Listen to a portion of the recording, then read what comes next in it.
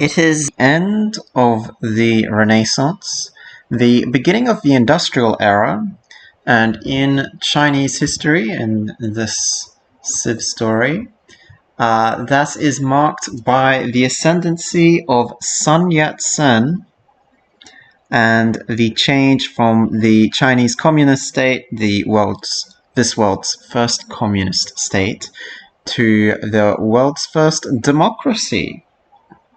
So, Sun Yat-sen was not really happy under the communist regime, believed that the economy was being run poorly. There were no trade routes, for instance. Really, there were no trade routes because we were in a dark age, but there was no trade routes because of government policy trying to be self-sufficient. Sort of almost like a return to the earlier... wasn't you... Wen of Sui, I think? No. He was a farming guy.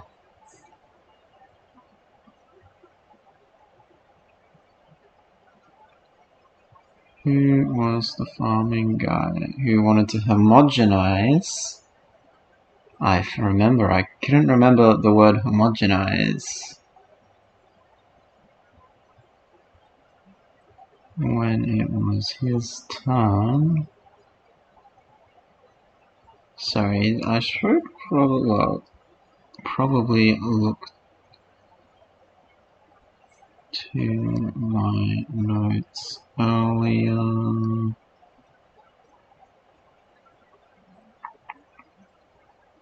Or was it theocracy?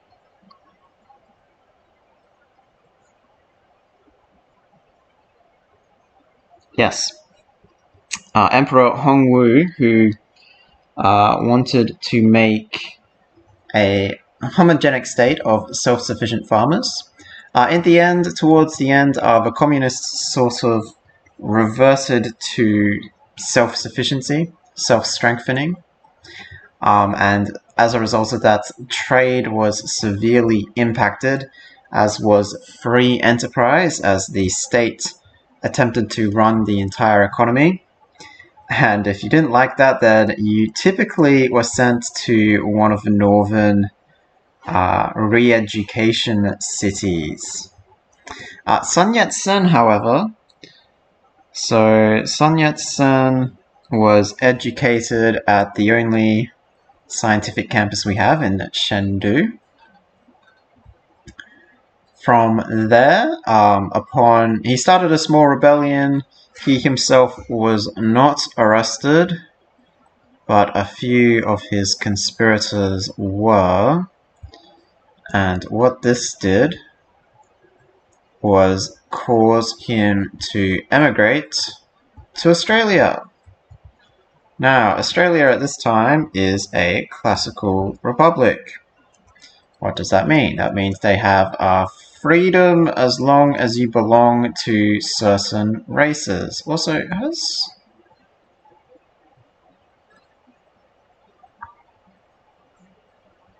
I feel like the sea level has risen without me noticing. Wait, sea level. Yeah, I was gonna say. Oh no, yeah, no, this is familiar. Alright, yeah, that city's been there a while. Never mind. So, Sun Yat-sen went to Australia. He went to go live in Perth for a while. Perth has been a place where we've sent quite a few spies. The Chinese community there was known for, while no spies had ever been captured, was generally under suspicion of the Australian government, leading up to Australia declaring war on Korea, which of course meant China had to declare war on Australia to honor their defensive pact with the Koreans. Anyway, so he lived in Perth for a while, and while in Perth he was attempting to fund rebel groups in China. Most of these were unsuccessful. However, eventually one was successful under the Tongmenghui group, which was a student protest group. and eventually the communists took the decision that facing an existential threat of the Australians, it would be better for them to concede control to the democratic protesters than it would be for them to continue the war and risk the disestablishment of the Chinese state. So in this way, Sun Yat-sen became the leader of a democratic China. Now, what else has changed? So, the Democrats renamed, Khanbalik, formerly Khanbalik, now Beijing. So Khanbalik was generally associated with the military and the communist expeditions up to the north. And thus, the Democrats, the Sun Yat-sen and the Democrats wanted to distance themselves as much as possible from the purges that had occurred under the communists. So we have Beijing, Khanbalik becoming Beijing. We have the appearance of Lan Zhao, formerly Jin Cheng. Jin Cheng was sort of associated in the end with excess, as it wasn't viewed too favorably by non-communists. It ended up being a bit of a like all the people resupplying the traders were sort of communist political prisoners. So that also got renamed to Lan Zhao, supposedly Golden City, after the Golden Trade Route going all the way down to Cahokia. Gold in the money term, not in the resource. Jingzhou is the new city. We'll talk about that at the end. Actually, no, we need to talk about it now. So, Jingzhou was originally Jingdu, which was associated with, inverted commas, administration. Also got renamed, keeping the Xing sort of prefix, but adding Zhao. As Jingdu, it was sort of associated again with the communist purges. Xing, the prefix didn't really have a negative association, and also with the small population, the people there sort of identified with that, so they decided to keep the prefix and just change the suffix. Here we have Zhurong. Zhurong was originally Jingzhou, I believe. Let's go back through my notes. Yeah, so it was originally Jingzhou, and this was the most notorious camp for re-education. So as such, the Democrats renamed this in honor of the Zhurong, the formerly barbarian peoples, who had been resettled in large numbers in the area. So the city of Zhurong. We've got Chen retains its name as a military outpost. It wasn't so associated with political prisoners. It was generally like a straight military encampment sort of city, and the Democrats did not want to offend the military so much, seeing as there was currently a war going on with the Australians. And finally, we have Lin Xiang.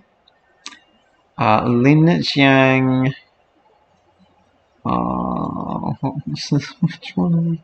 Changsha. So originally Changsha, after the fur trade.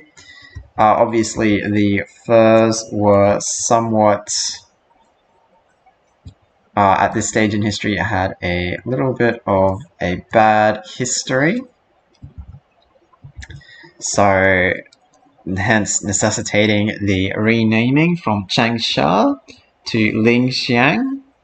Lingxiang is renamed basically for the cliff overlooks on the far side of the city, which you can see here. It means heavenly viewpoint. So, because the views from this section of wall, which is again built by the political prisoners, are said to be quite spectacular, looking out over the ocean. But for the purposes of this game, yeah, that's be cool if that was actually the graphic for the ancient walls and things. But it is not. Anyway, that is the story of how the democracy came to be.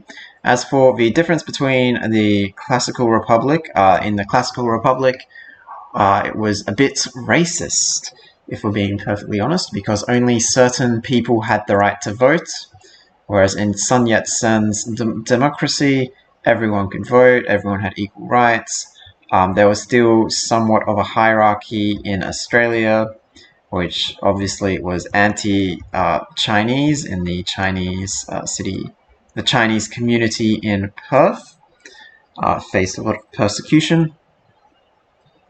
So that is why China ended up as the first, recognized as the first democracy in this universe. Oh, it's also, wait, I might put a break. No, actually, I'll just keep going.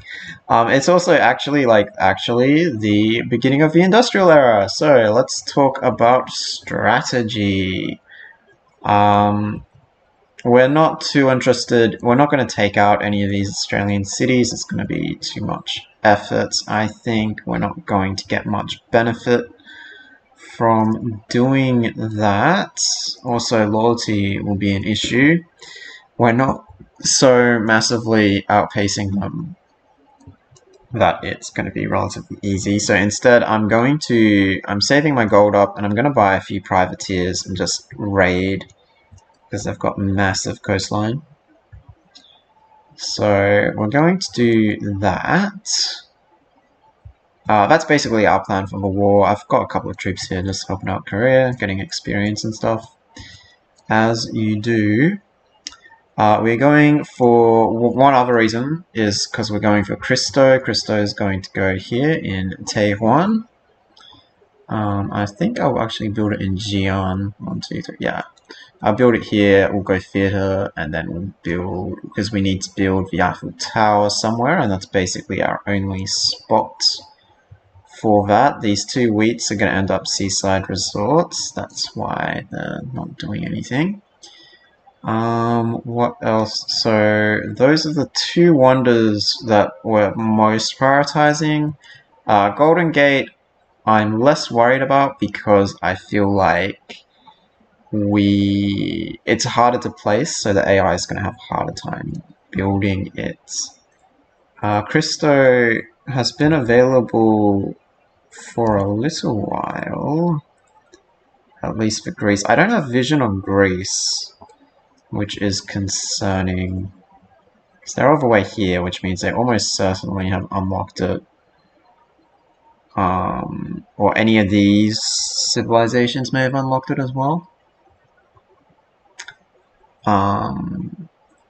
So it's going to be a bit iffy if we can get it or not. It's not the worst thing in the world if we don't.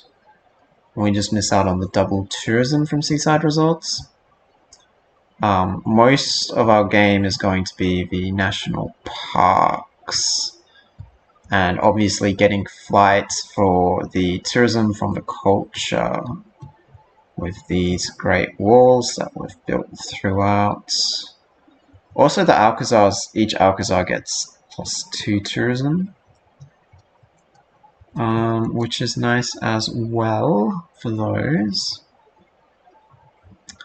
What? So yeah, we're still going for tourism, but Greece is going crazy. So like 495, and then no one is like we're not even half culturally. We should be able to out-tourist them once we get our parks up, I'm hoping. Otherwise we'll have to pivot into a science game. Because it doesn't seem like, although 95, are currently not too bad, but this is the point where science really picks up as well. I don't know, because I don't know where research labs are, but research labs in the mod that I'm playing are really, really good, especially if you can power them. So, yeah, a few different things. Diplomatic victory. Basically, Statue of Liberty is already being built by someone else. So I've elected not to go. Oh, it's also being built by someone that I want to be strong. Because Greece is down here, and the main issue we have right now is Greece. So we need to help the civs that are next to Greece and hope that we can negatively impact Greece. So that's part of the reason why I'm also I don't think there's too much point getting massively far ahead of AI, because that's when they'll start voting you down essentially. So we're gonna win these two. Basically, I ran a few send aid projects because I was getting 3 at the same time, and I was like, oh yeah, I could do with 6 diplomatic victory points. Why not grab those? So that's why that's ended up like that. These, in reality, realistically speaking, these are just national park cities. National parks are going to generate more tourism than connecting Great Walls together. Obviously, I can't build anything other than the Great Wall here. That's why we've got Great Walls there. What else is worth talking about? Yeah. So I'm trying to currently reveal these. Not targeting anything in particular. Same sort of logic. Oh, well, we want conservation after this. Conservation is another high priority. Civic. But yeah, going for Christo first, because that's a wonder. That's going to be a competition. Governors, we can look at our governors, but we're at the stage where this doesn't matter too much. Like, there's nothing really useful left. We still don't have any great works, because the AI has gone completely nuts. I've had one great person this entire game. And I think that's everything that's worth talking about. Except for... So, dedication. We have a heroic age. So, France is golden. Scotland's golden. We can look at the new... We can look at the world. Why not? This is the world. So our world, the old world to us anyway, is pretty even. Poland, this is like got to be the worst start in history because it's all desert. So Poland's out of the game. Everyone else is pretty even over here, but Greece is doing a bit of a runaway job, which is concerning. Greece is also in a dark age. Germany's in a dark age. So this is going to be our chance to get a few great people, because more than half the world is in a dark age. That is really, really good for us. That also reminds me, city-states. This is why Pericles is doing so well. But the one that I want is Bologna, because they've got the great people points generation. So we need to keep these two, which means we can't compete with Pericles, unfortunately. On the others, When we get more spies, we're going to send those and try to eliminate all his envoys. So, we're back up to 7 trade routes. Oh, I haven't done that yet. How do I? Trade routes. No, I need to wake up and do all that. But so we have 3 to take. We're not going to build any more cities. And the loyalty is irrelevant because we're in a golden. Oh, we're also we were like 20 points over, but I couldn't really do anything because it was like halfway through, and I got a golden age after. I think I was in a golden age after like 20 turns, so I was like 20 out of 60. So at that point, I was like, okay, I'm just gonna overdo it. Because you get extra loyalty, I think, is how it's supposed to work. So we're not going to do anything to do with this. I guess I'll take plus 10% towards industrial and later era wonders. Yeah! Sorry, I'm being called for dinner.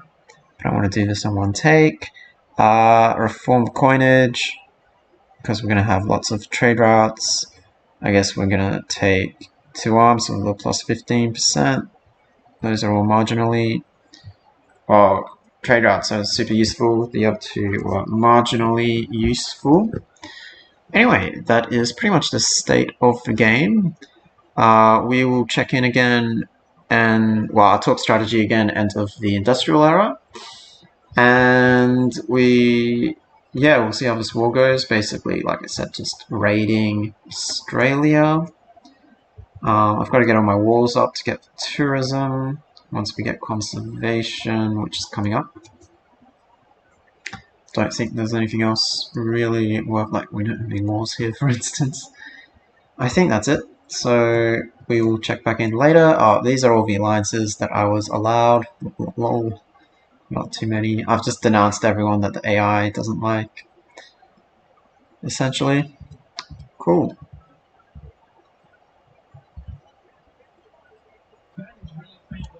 So, the Australians launched a counterattack causing Chinese forces to retreat to Korea with the goal to knock them out of the war. Didn't get it. Question is, can we take all these units?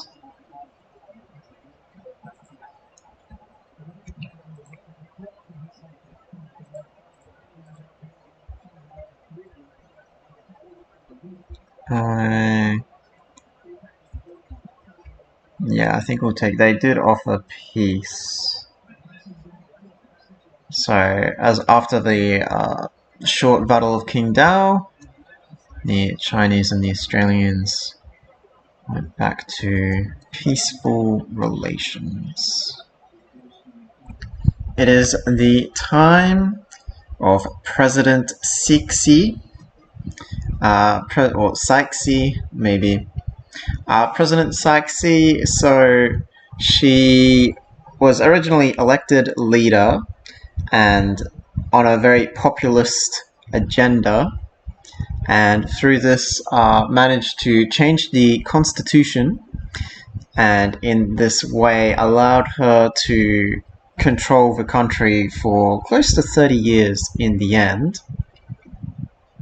Either directly or indirectly. So indirectly referring to she retired, inverted commas, but remained head of the Democratic Party, which at this point in time was a little bit of a farce because she was very much concentrating power to those who were loyal to her.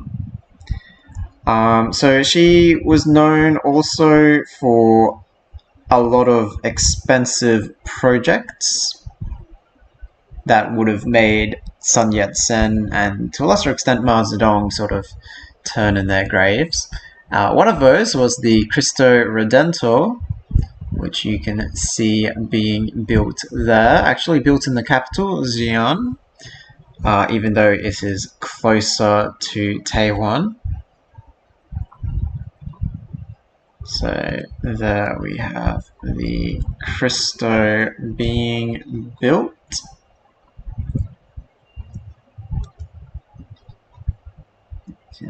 And he is overlooking pretty much, what are we overlooking today?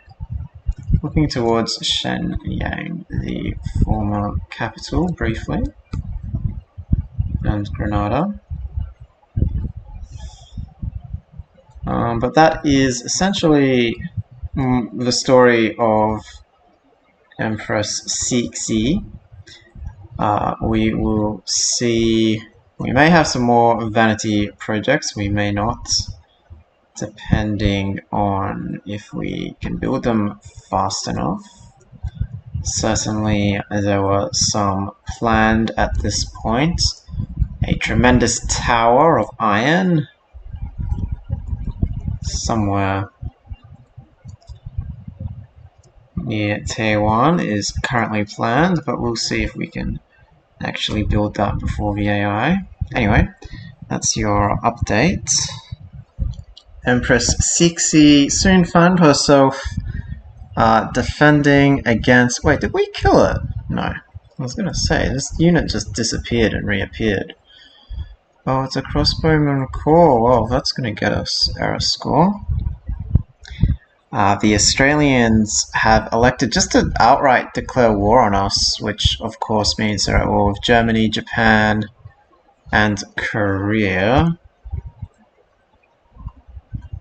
So we now have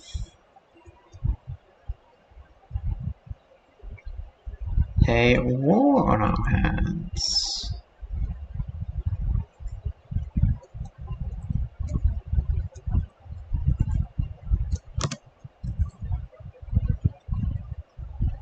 And this time, I think we will go pillaging. Anyway, so that's the sort of outbreak of the second Australia... Well, this is really the first Australia-China war. The other one was more between Australia and Korea, since the Australians declared war on Korea, but this time they've decided to go after China.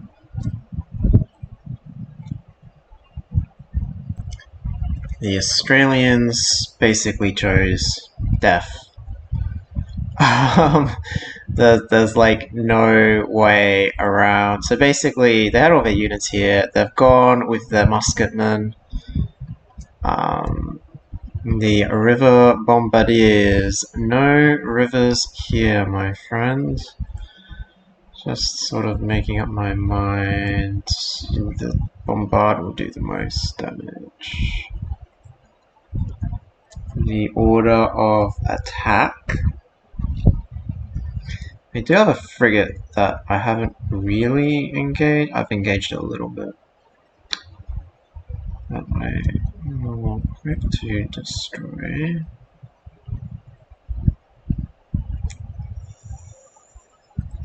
Yeah, we can leave it with the musket. That's fine. Oh, and one hit.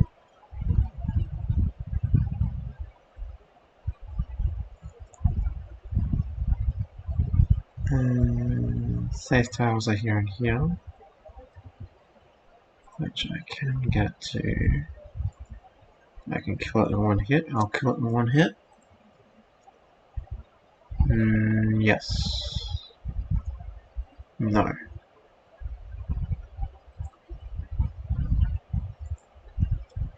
Which means I'll have to take that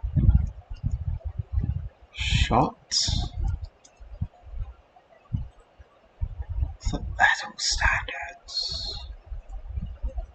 And then what I can do is I can run down here. Don't know. Yeah, I know you count. Do you count?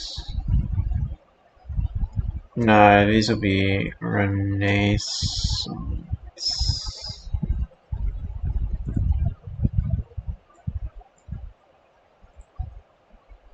Yeah.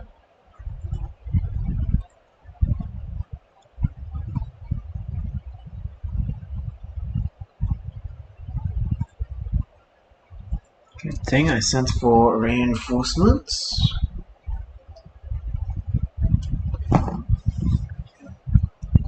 So Empress, or not Empress, President.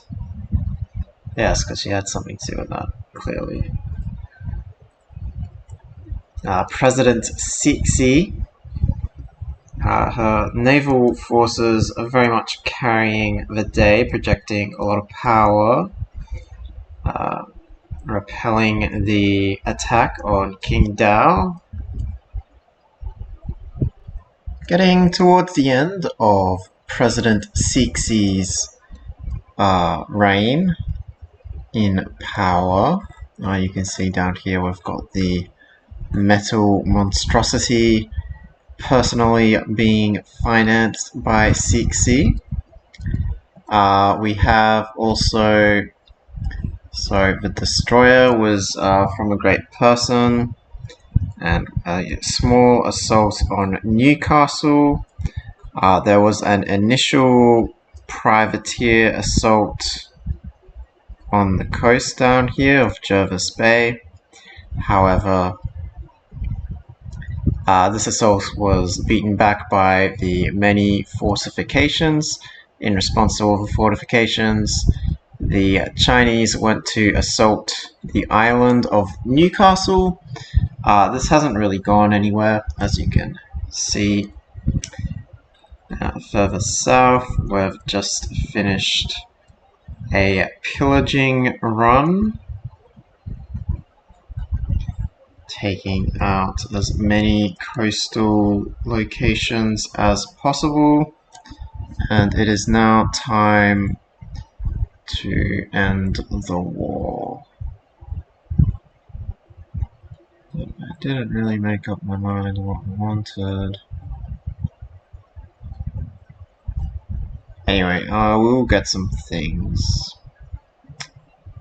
But yeah, that's pretty much the end of the war. So the Australians lost a lot in their initial attacks on King Dao. The land units, the Chinese Navy was dealt a severe defeat in the Battle of Jervis Bay, with the coastal fortifications for Australia dealing heavy losses to the Chinese. The Chinese then changed their tactics, assaulted one of those coastal fortifications, didn't really get anywhere, and then went down the coast on a raiding mission.